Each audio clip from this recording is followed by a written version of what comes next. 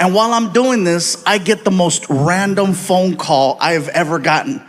My publicist calls me up and she's like, Gabe, Snoop Dogg is looking for you.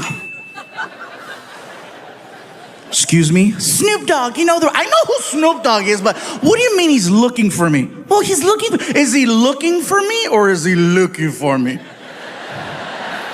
He's a fan and he wants to interview you. Oh, cool. Sounds good. What is it? I think it's some type of podcast. I'm in. Can I bring Frankie? Absolutely. Cool. So I hang up the phone. I'm excited. I want to tell my son. I'm like, Frankie, I'm walking towards your room. I'll be at your door in 3, 2, 1. Hey, all right, you're dressed. Good. Come on, let's go. Where are we going? Watch. We get in the car. And now we're off on this adventure to go do an interview with Snoop Dogg. You guys, let me tell you something. We get to the neighborhood and we're lost.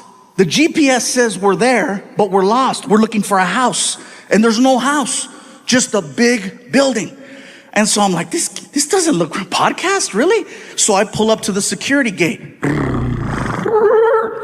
Tap the button on the wall. Security desk, can I help you? Hey, security desk, my name is Gabriel Iglesias, and I think I'm here to do an interview with Snoop Dogg. Okay, one moment. Oh, okay, this is it. Good. I'm so excited. Snoop Dogg, this is gonna be cool, right? Sir? Yes.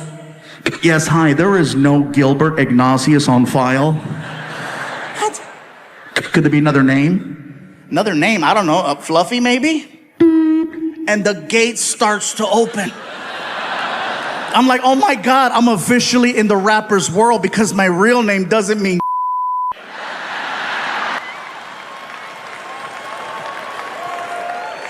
So we drive in. And we're passing all of these reserved parking spaces. Reserve. And we get to my space, which is basically an orange cone that has Fluffy handwritten on it. And a bunch of other names crossed off. So Frankie moves the cone, I park the car. We walk into the building. My publicist is waiting for me, right? And she's like, Gabe, you made it. Frankie, how are you? Listen, I just finished talking to Snoop. Wow. He is everything you think he is and just a little bit more. He is so sweet.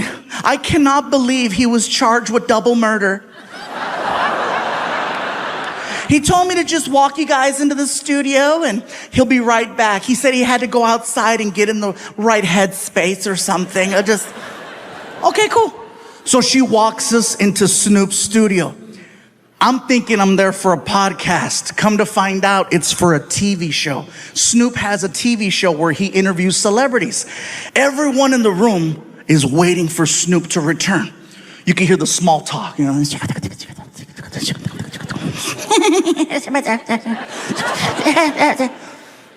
All of a sudden, everyone stands up. And I'm looking around like, what's going on?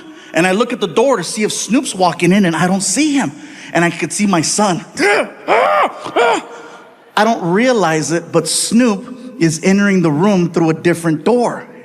I don't realize it till like the last second. I'm like, what do you? Oh! So I jump up, I push in my chair. I'm so nervous, I don't know how to address him. So I'm like,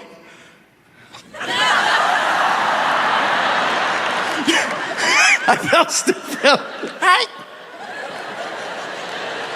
Snoop walks over to me and he's so cool, you guys. He's so cool. He walks over to me and he grabs my hand. He's really strong. He pulls me in and he says, yo, what it do, baby boo? How you feel?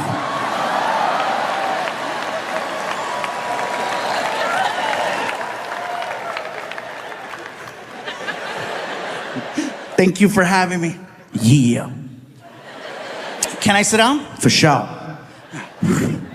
I sit down, I look over, I see my son. My son's like... The difference between Snoop's show versus any other talk show I've ever done is that usually there's a person, like a producer or a director, who comes to you and gives you information, like how the show begins, topics you're gonna cover, how you go to commercial, how you come back from commercial. I've spoken to no one. Snoop just starts talking. And at some point, they hit record. I'm waiting for action or a buzzer and something. Snoop just starts talking to me. Yo, what up, Big Fluff? Big Fluff. Oh, that's hey. Yo, you like music? Snoop, I love music. I love your music. Yeah, that's what's up. He opens up a laptop computer and then he hits play. And the next thing I know, we are listening to hardcore Mexican banda music. I mean hardcore.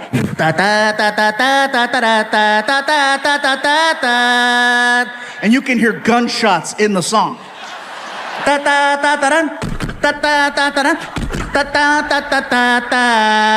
And then a cow. And the whole time Snoop is like, I love it when he go moo. What?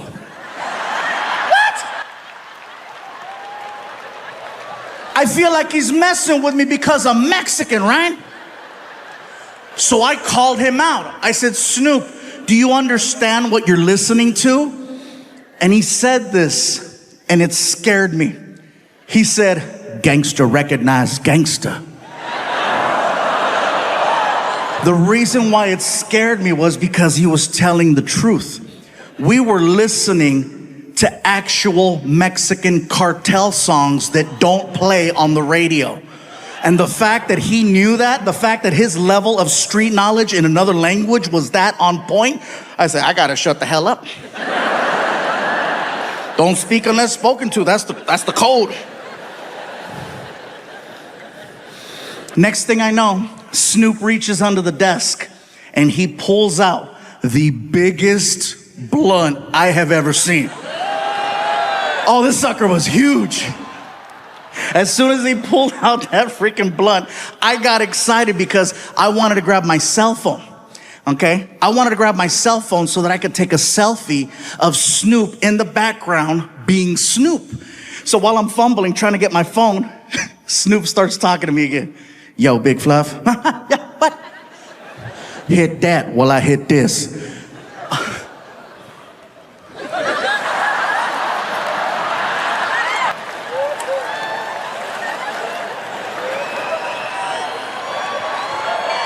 The second I went like that, I am officially down 100 pounds.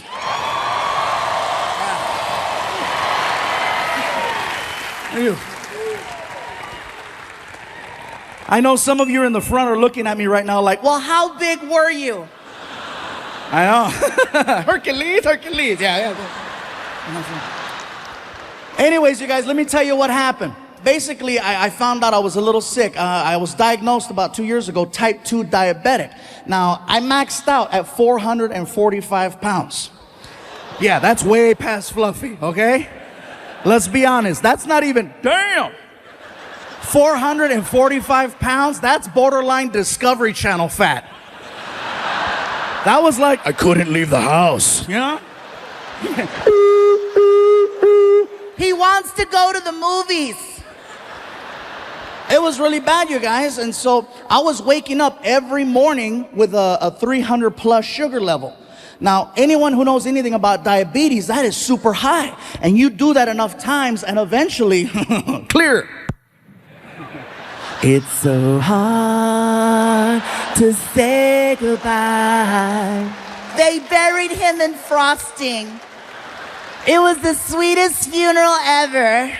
Everyone got a cupcake. It was so nice. I'm at the doctor's office, you guys, and the doctor tells me, he says, listen, Gabriel, you're 445 pounds, your weight is out of control, your diabetes is out of control, you're 35 years old, you will not live another 2 years. I guarantee it. And I got very emotional, you know, I was like, are you serious? He goes, 2 years tops. And I was like, but I just started making money. Well, it's gonna be a nice funeral. I was like, what an ass. So it took a lot for me to finally start doing something about it, you know, because it's not like this is the first time I try to lose weight. This has been happening for a long time, but somebody tells you you're gonna die, you actually wake up. So what it took the support of my friends, my family, and, you know, especially, I gotta give credit where credit is due. Martin, you guys, helped me out so much because he's always encouraging me to go to the gym. Let's go work out, bro. Let's go do something.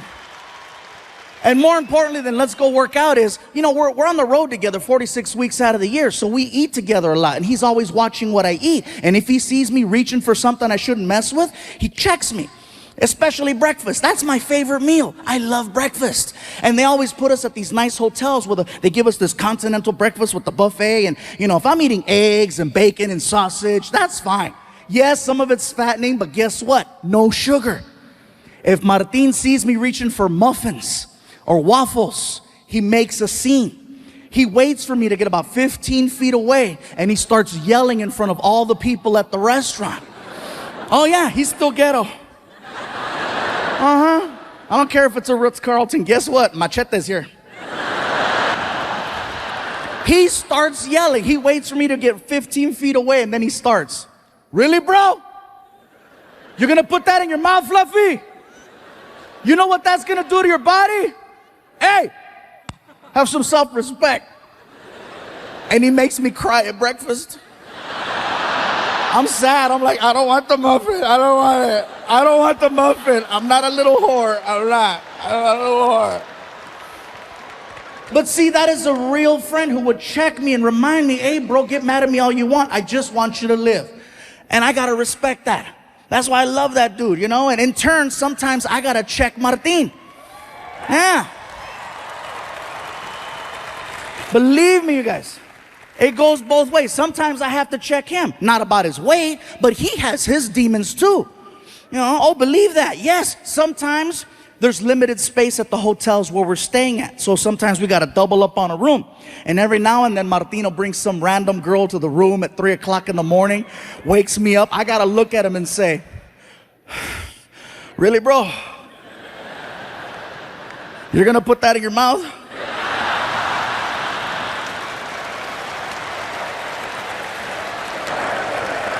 He's at the point now of spoiled where he walks up to me and he goes, Dad, I'm really bored with my Nintendo Wii. Can I give it to my friend Angel? I go, what did you just say? I'm bored with my Nintendo Wii. Can I give it away? I go, is it broken? No. How long have you had it? Woo, like 4 years.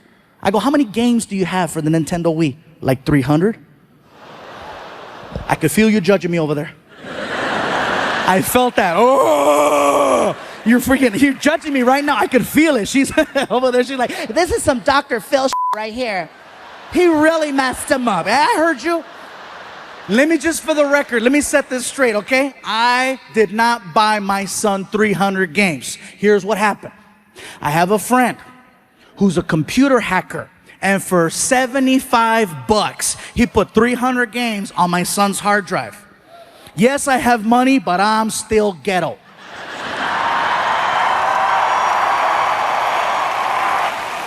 Oh, yeah.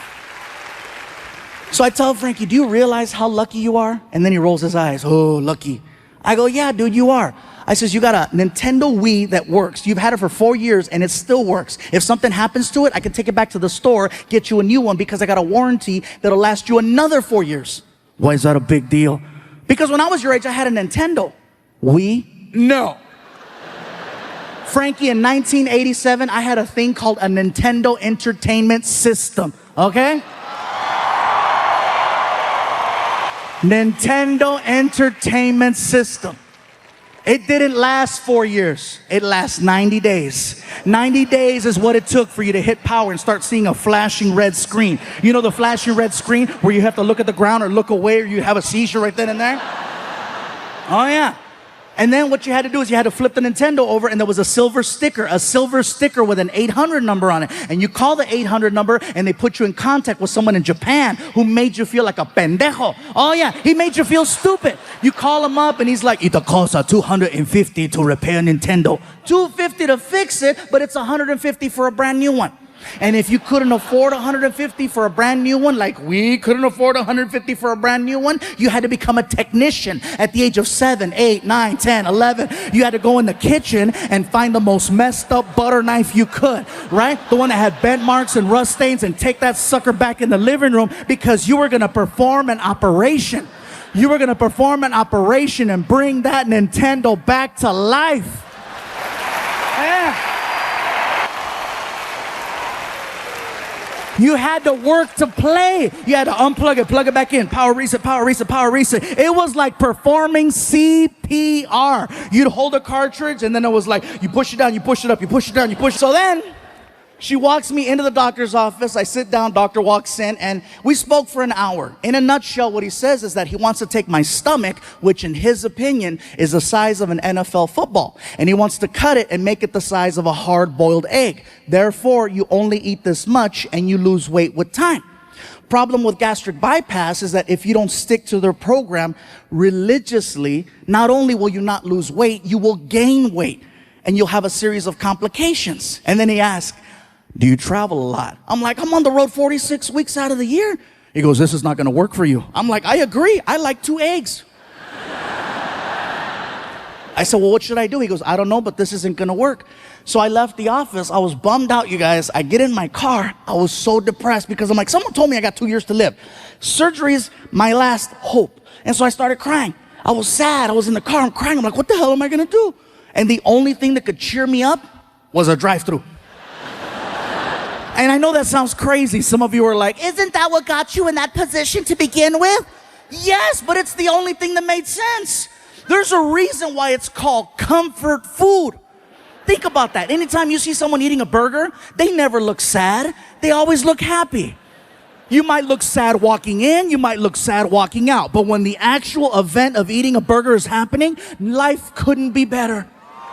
That's right. My girl told me that I make sounds when I eat burgers. I didn't know. Apparently I do. I'm eating a burger and I'm like,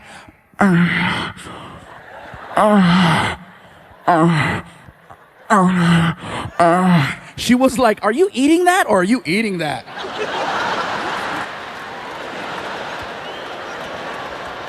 Think about it. Who's sad when they're eating fast food? I'll tell you who's sad. The person eating a salad watching someone eat fast food. That's who's sad. So I pull up to this fast food restaurant with a big M on it. And the guy in the speaker's like, may I help you? And I'm crying. I'm like, you have no idea. What I eventually wound up doing, you guys, is I started low carbing. Now, I am not eating healthy by no means, okay? I still eat fast food every single day. And people question it. How do you eat fast food and lose 100 pounds? I'll give you an example. I'll go to a burger place and I'll order a double cheeseburger. I won't eat the bread. I won't eat the onions, the tomato, the ketchup. I'll eat the meat, the cheese, the mayo, the mustard, and I'll order up to 3 with like 3 diet sodas. And people go, that's unhealthy.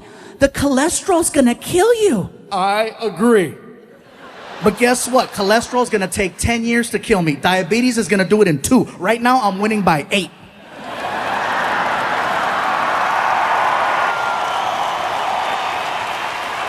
Hell yeah, that's called fluffy math, bro. There's a lot of people mad in here right now. Fluffy found a loophole, yes.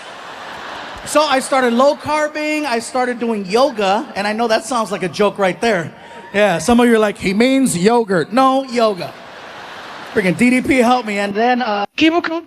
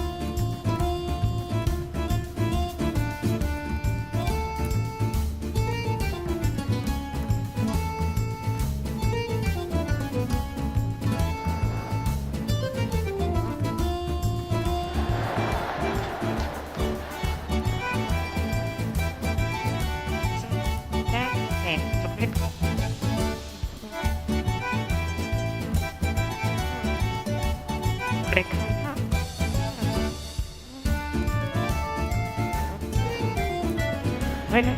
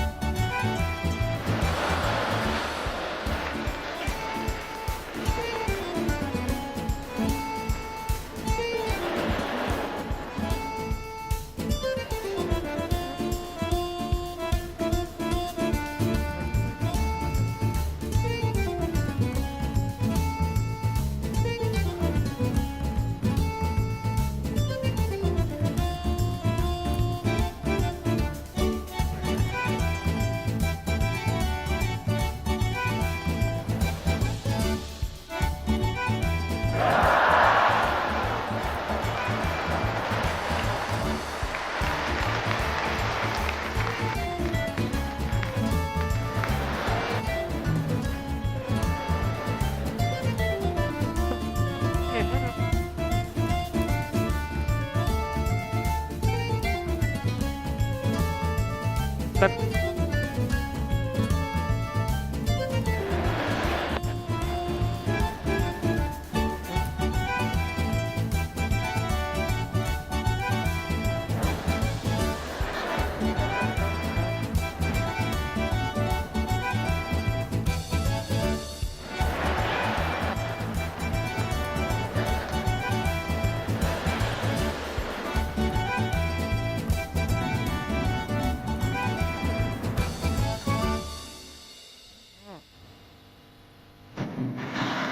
so I get a letter in the mail from my old high school, and it's like, time for the reunion. My girlfriend saw the letter. She's like, "Ooh, your reunion." I go, "Yeah, my reunion. When is it? When are we going?"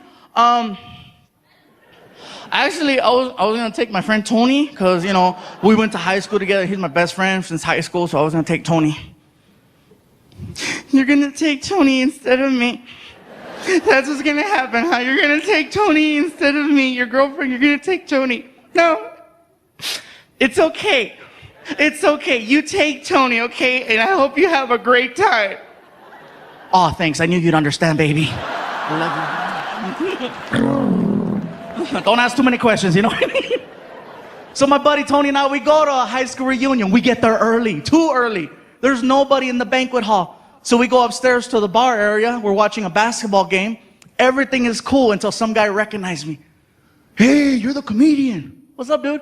"Dude, funny, bro. Let me buy you a shot." "Actually, man, I have my reunion right now, and I don't want to show up drunk."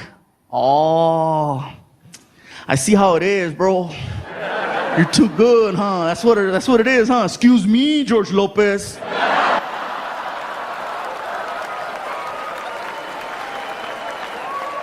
"Let's do the stupid shot." "All right, bartender shot." So he freaking makes a double. And we freaking cling, cling, and slammed it. I'm like, "Oh, thank you, man. Thank you. Let's do another one." "Oh, hey, man, I'm okay. Thank you." See how it is, Paul Rodriguez? "Let's do another shot." And he kept this pattern going. He must have had like 7 comedians behind his freaking wallet, one after another. I got so drunk. I was that level of drunk where you can't even walk straight. You got to look at the ground to navigate. You're just kind of. I get to the reunion. There's a lady at a table, and she's got stickers on the table that say, "Hello, my name is." And then with a Sharpie, you write your name. I was so drunk, I couldn't even write Gabriel. I wrote Flaco, which is Spanish for skinny. So, I freaking write that, stick it on, and we walk in. The party's going on, I'm trying to find a table. My buddy Tony took off. I couldn't find him. I'm sitting there. I'm like, oh my God. All of a sudden, the lights come up, and the class president is holding the microphone. Hello, everyone. Welcome to the Wilson High School class reunion. Let's just cut to the chase, find out what everyone's been up to, and keep the party rocking. So she pulls out a list. Who's done this? Who's done that? Who has the most children? Some girl in the back. 7. Everybody's like, "Puta." Now you remember. Okay. All right? She keeps going down the list. Who's done this? Who's done that? Who's been on television? Everybody at my table who wasn't talking to me before, they weren't talking to me before. Now they're like, "Right here, right here, right here." I'm like, "No, I'm drunk, no, shh."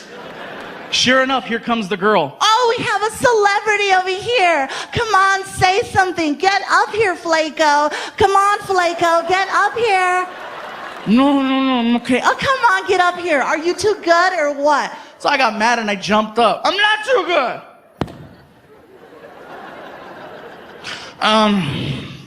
Everybody, my name is Gabriel Iglesias.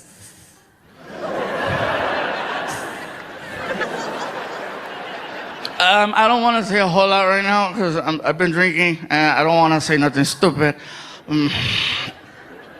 It's really nice to be here with everybody.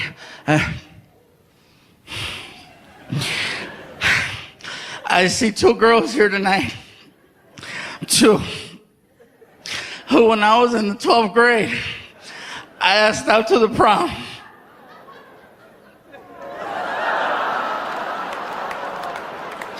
And they said no. But you know what? It's okay. It's Let me go. It's okay. You know why it's okay? Because like she said, I've been on TV. And you two girls who said, no, you can't have, oh, seriously, around here you gotta be careful.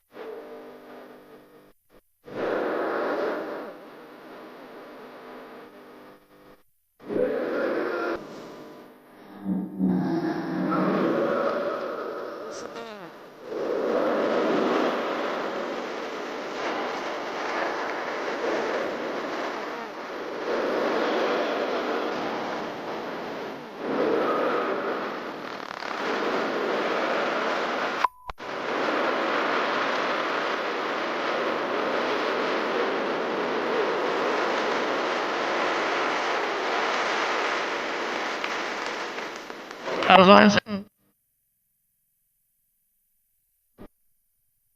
drive.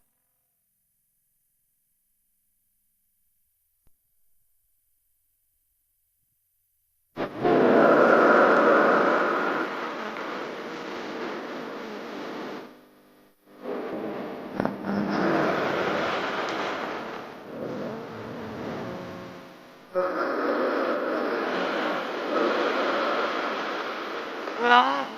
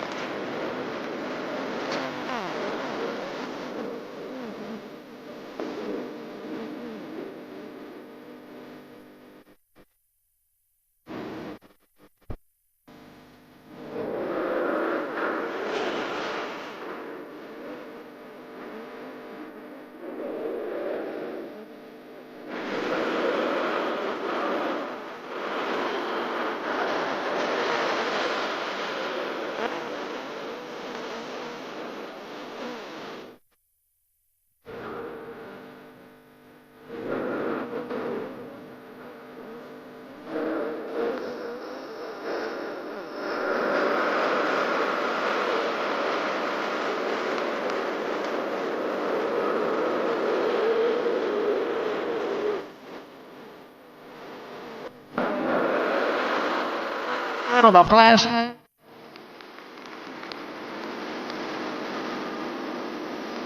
You can mess around, man.